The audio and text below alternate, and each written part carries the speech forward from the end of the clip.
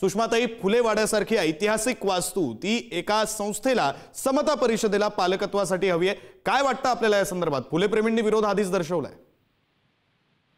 पहिल्यांदा तर पुढारी चॅनलचं खूप खूप अभिनंदन आणि आभार की एवढ्या सगळ्या राजकीय भाऊगर्दीमध्ये आपण इतकी संवेदनशील आणि सामाजिक बांधिलकी असणारी बातमी लावून धरली आहे. निश्चितपणे छगन भुजबळ साहेब हे ओबीसी नेते आहेत, समता परिषद ते चालवतात. समता परिषदेकडून काही सम्यक कार्यक्रम, कृती कार्यक्रम चालू असतील, त्यांचं अभिनंदन, त्यांना शुभेच्छा. कधी कधी ते जे सामाजिक बांधिलकीच्या भूमिका घेतात त्याबद्दल त्यांचे आभार, हे सगळं ठीक आहे.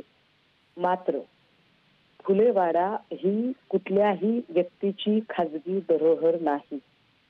फुलेवाडा ही आम्हा चळवळीतल्या लोकांच्या साठीची आमची पुण्यभू पितृभू आहे.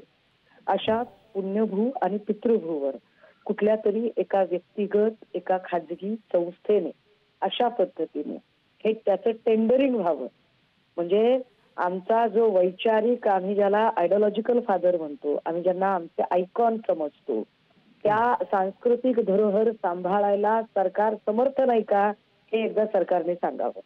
सरकारची ती ताकद नाही का, दानत नाही का? आणि जर भुजबळ साहेबांना खरंच सामाजिक बांधिलकी जपायची असेल तर पुढारी चॅनलच्या माध्यमातून मी त्यांना अत्यंत नम्रपणे आवाहन करू इच्छिते की फुलेवाडा हा पुरातत्व भागाकडे राहू द्या.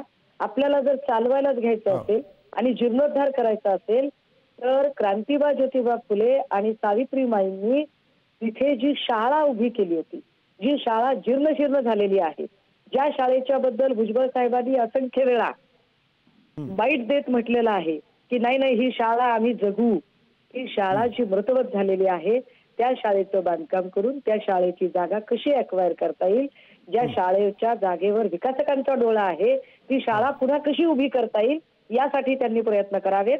आम्ही त्यांच्या सोबत असू.